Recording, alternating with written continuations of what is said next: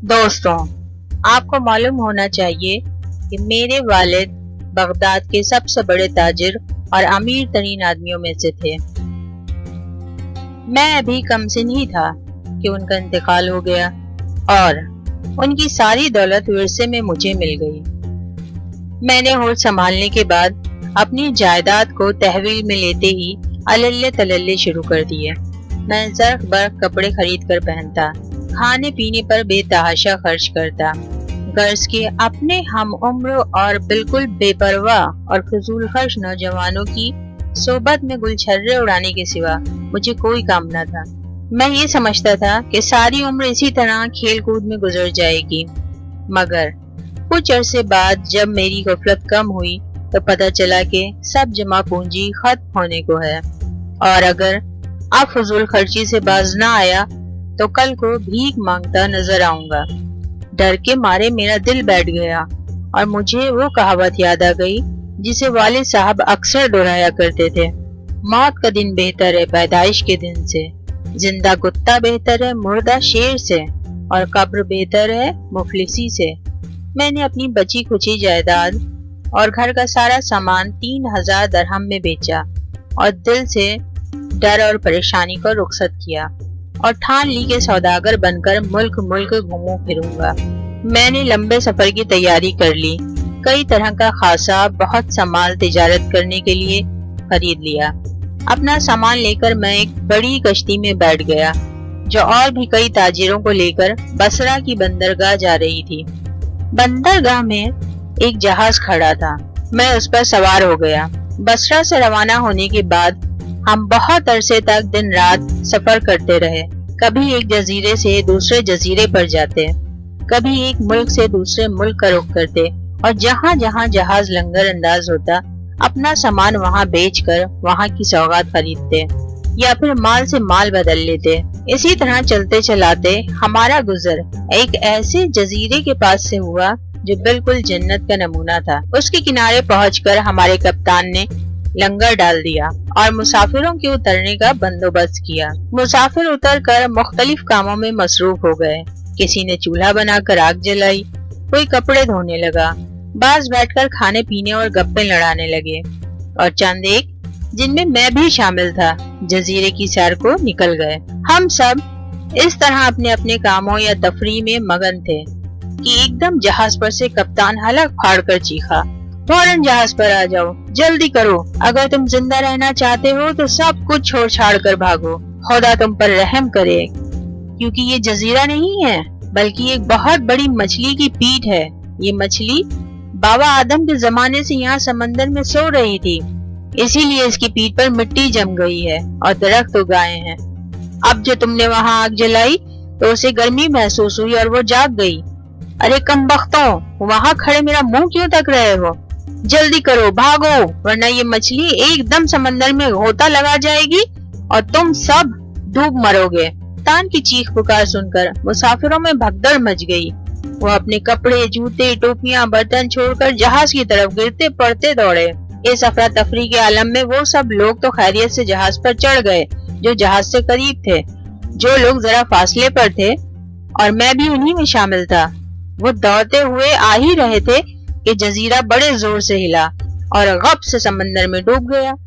اس کے ڈوبنے سے سمندر میں تلاتم برپا ہو گیا، بڑی بڑی موجیں اٹھنے لگی اور بھنور بن گئے۔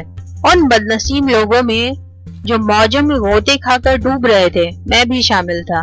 میرے ڈوب کر مرنے میں کسر ہی کیا رہ گئی تھی، مگر جسے اللہ رکھے اسے کون چکھے۔ اتفاق سے میرے ہاتھ لکڑی کا وہ پٹھرا بہتا ہوا آ گیا جس پر بیٹھ کر جہاز کے لوگ نہاتے اور کپڑے دھوتے تھے۔ مثل مشہور ہے: ڈوبتے کو تنکے کا سہارا۔ بس میں بھی غنیمت جان کر اس پٹھرے سے چمٹ گیا اور جان بچانے کی خاطر لگا ہاتھ پاؤں مارنے۔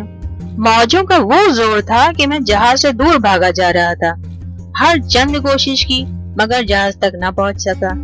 اتنی دیر میں کپتان نے باتمان کھولنے کا حکم دے دیا اور بچے کچے مسافروں کو لے کر چلتا بنا۔ جہاز جاتا دیکھ کر میری جان ہی نکل گئی، لیکن کیا کر سکتا تھا، بس ٹکٹکی باندھے اسے دیکھتا رہا، یہاں تک کہ وہ نظروں سے اوجھل ہو گیا۔ جہاز کے غائب ہوتے ہی میں نے دل میں کہا کہ اب میرا بچنا مشکل ہے۔ میں پٹرے پر سوار باہر جا رہا تھا۔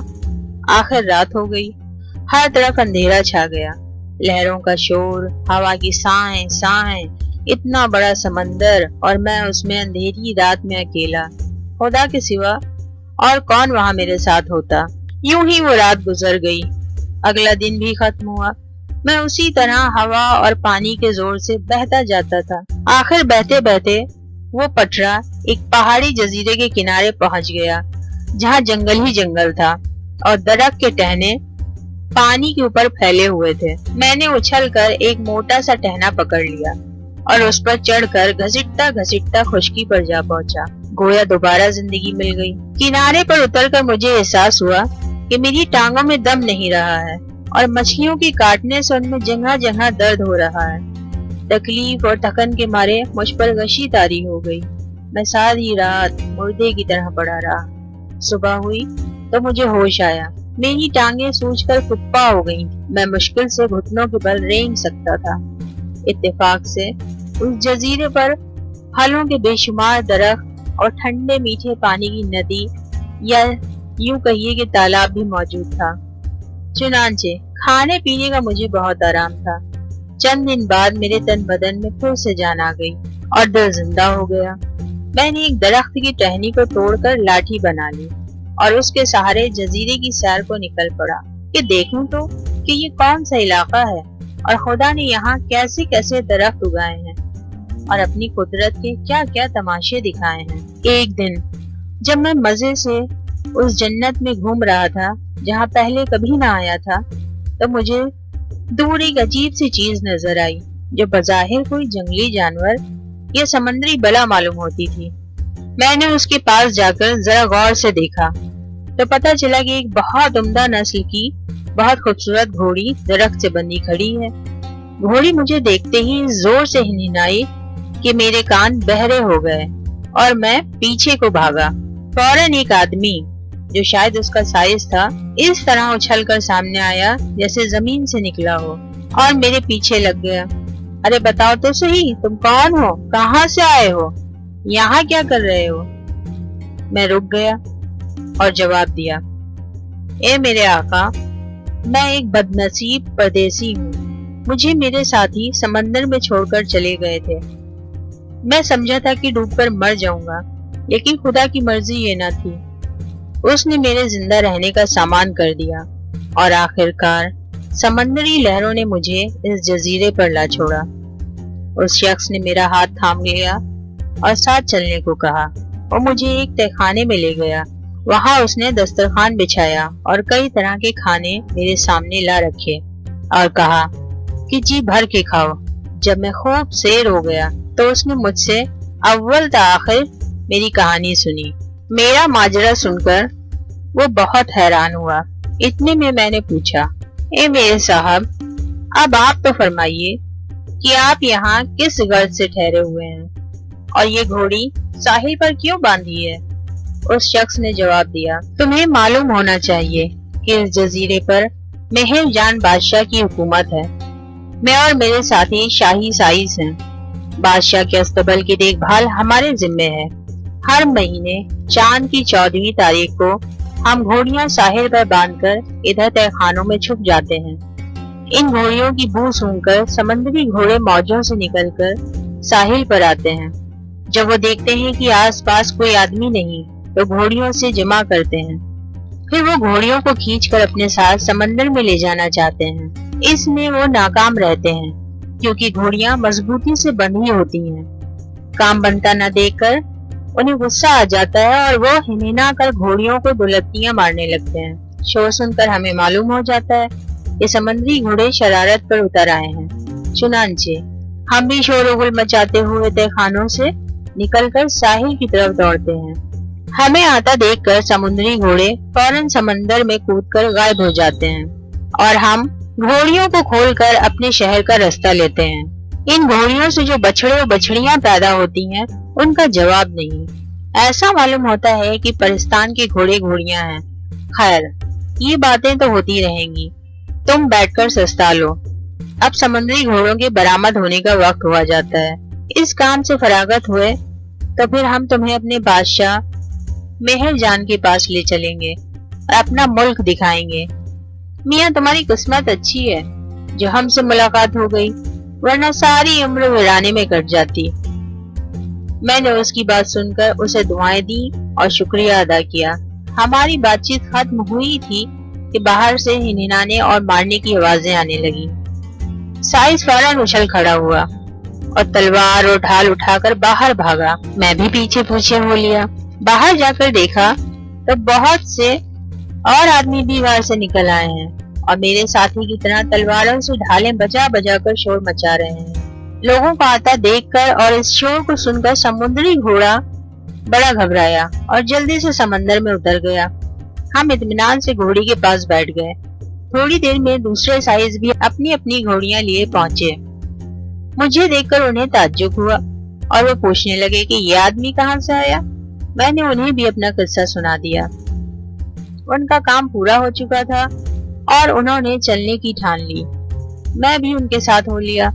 چلتے چلتے ہم سب بادشاہ مہر جان کے شہر پہنچے۔ بادشاہ کو یوں ہی میرے بارے میں پتہ چلا، اس نے مجھے اپنے دربار میں حاضر ہونے کو کہا۔ میں نے دربار میں پہنچ کر اسے سلام کیا۔ اس نے سلام کا جواب دیا، بڑی مہربانی سے پیش آیا اور کہنے لگا، میں بھی تمہاری کہانی سننا چاہتا ہوں۔ میں نے اسے اپنے سفر کا سارا حال سنا دیا۔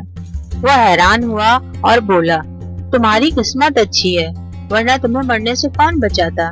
ہم نے تو کبھی ایسا واقعہ نہیں سنا۔ تمہیں خدا کا شکر ادا کرنا چاہیے۔ اس کے بعد بادشاہ نے میری بہت خاطر تواضع کی اور ڈھارس بندھائی۔ اس نے مجھے اپنے ملک کی بندرگاہ کا بڑا افسر بنا دیا۔ بندرگاہ میں آنے جانے والے جہازوں کی جانچ پڑتال میرے ذمے تھی۔ میں نے بھی ایمانداری اور محنت سے کام کیا اور آرام سے رہنے لگا۔ بہتر سے بہتر کھاتا پیتا اور پہنتا۔ میں غریب و مظلوم لوگوں کی مدد اور بادشاہ سے ان کی سفارش بھی کرتا تھا۔ لوگ مجھے پسند کرنے لگے۔ اس بندرگاہ میں میری جتنے سیاحوں سے ملاقات ہوئی اور عجیب و غریب باتیں سننے اور دیکھنے کا اتفاق ہوا، اگر ان سب کو بیان کرنے لگوں تو میرا قصہ کبھی ختم ہی نہ ہو۔ خیر، مختصر یہ کہ ایک روز جب میں بادشاہ مہر جان کے پاس گیا تو دیکھا کہ دربار میں بہت سے ہندو بیٹھے ہیں، سر منڈے ہوئے، بس صرف چٹیا کے بال، ماتھے پر چندن لگا، بازوؤں پر چھوٹے چھوٹے پوت، گلے میں کالا دھاگا، زرد رنگ کی دھوتی اور پاؤں میں کھڑاؤں۔ غرض کے عجیب وضع کے لوگ نظر آئے۔ میں بھی بیٹھ کر ان کی باتیں سننے لگا۔ مجھے سن کر بڑی حیرت ہوئی کہ ہندوؤں کے بہت سے فرقے ہیں اور ذات و پات کا بہت زیادہ خیال رکھا جاتا ہے۔ اس علاقے کی ایک اور عجیب بات یہ ہے کہ مہر جان کے ملک کے پاس ایک جزیرہ ہے جہاں سے رات کے وقت ڈھول اور دف بجنے کی آوازیں آیا کرتی ہیں، لیکن کسی کو بھی نہیں معلوم اس ڈھول و ڈھمکے کا کیا راز ہے۔ البتہ سیاحوں کی زبانی اتنا پتہ چلا کہ اس جزیرے پر ایک نہایت محنتی اور سمجھدار قوم آباد ہے۔ اسی علاقے کے سمندر میں ایک مرتبہ میں نے ایک ایسی مچھلی بھی دیکھی جو 100 گز لمبی تھی، اور وہاں ایک ایسی مچھلی بھی پائی جاتی ہے جس کا منہ بالکل الو جیسا ہوتا ہے۔ سمجھ میں نہیں آتا کہ آپ لوگوں کو کیا کیا بتاؤں۔ ایک سے ایک انوکھی چیزیں وہاں میں نے دیکھی تھی۔ اگر بیان کرنے کی ٹھان لوں تو سناتے سناتے کئی برس گزر جائیں گے۔ اس بندرگاہ میں میرا قیام اس خواب کی مانند تھا جس میں عجیب عجیب مناظر دکھائی دیتے ہیں۔ اس کا یہ مطلب نہیں کہ میں بغداد کو بھول گیا۔ مجھے ہر وقت اپنے وطن، گھر بار، رشتہ داروں اور دوستوں کی یاد ستاتی۔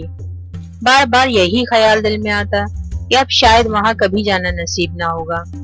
بندرگاہ میں آنے والے ہر سوداگر، سیاح اور ملاح سے میں یہی پوچھتا کہ کیوں بھائی، کچھ پتا ہے بغداد یہاں سے کتنی دور ہے؟ مجھے ہمیشہ یہی جواب ملا، بغداد؟ یہ نام میں نے نہیں سنا۔ جیوں جیوں دن گزرتے گئے میرا دل اچاٹ ہوتا گیا۔ ایک دن کا ذکر ہے، میں اپنا عصا لیے سمندر کے کنارے کھڑا تھا۔ ایک بڑا سا جہاز جس پر بہت سے سوداگر سوار تھے آ کر بندرگاہ میں لنگر انداز ہوا۔ جہاز کے عملے نے سامان اتارنا شروع کیا اور میں قاعدے کے مطابق سامان کی فہرست بنانے لگا۔ جب عملہ سامان اتار چکا تو میں نے جہاز کے کپتان سے پوچھا، اب تمہارے جہاز میں کوئی چیز رہ تو نہیں گئی؟ کپتان نے جواب دیا، جناب تھوڑا سا سامان جہاز پر اور ہے۔ اس سامان کا مالک سفر کے دوران سمندر میں ڈوب کر مر گیا تھا۔ یہ گویا امانت ہے جو ہمارے پاس ہے، اسے بیچ کر جو روپیہ پیسہ ملے گا ہم مرحوم کے گھر والوں کو پہنچا دیں گے۔ بیچارہ بغداد کا رہنے والا تھا۔ میں نے پوچھا، اور سوداگر کا نام کیا تھا؟ کپتان بولا، سندباد۔ میں نے اپنا نام سن کر اسے غور سے دیکھا تو پہچان گیا، یہ تو وہی آدمی تھا جس کے جہاز پر میں سوار ہوا تھا۔ خوشی کا نعرہ لگا کر میں نے کہا، ارے یار حد ہو گئی، تم نے پہچانا نہیں؟ میں سندباد ہی تو ہوں جسے تم سمندر میں غوطے کھاتا چھوڑ آئے تھے جب اس مچھلی نے جو جزیرہ بنی ہوئی تھی غوطہ لگایا تھا تو اور لوگ ڈوب گئے تھے، مگر میں خدا کی مہربانی سے لکڑی کے ایک تختے پر سوار بہتا ہوا اس ملک تک پہنچ گیا۔ یہاں کے بادشاہ کی عنایت سے میں بندرگاہ کا بڑا افسر بن گیا ہوں۔ اب تمہیں یقین آیا کہ میں ہی سندباد ہوں؟ جہاز پر جو سامان باقی رہ گیا ہے وہ میرا ہے۔ تو میری بات سن کر کپتان نے سر پیٹ لیا اور بولا، غضب خدا کا! معلوم ہوتا ہے کہ اب دنیا سے ایمانداری اور سچائی اٹھ گئی ہے، اسی لیے کسی کے مرنے کا ذکر سن کر مال ہدیانے کے لیے اس طرح کے بہانے بنانے لگا۔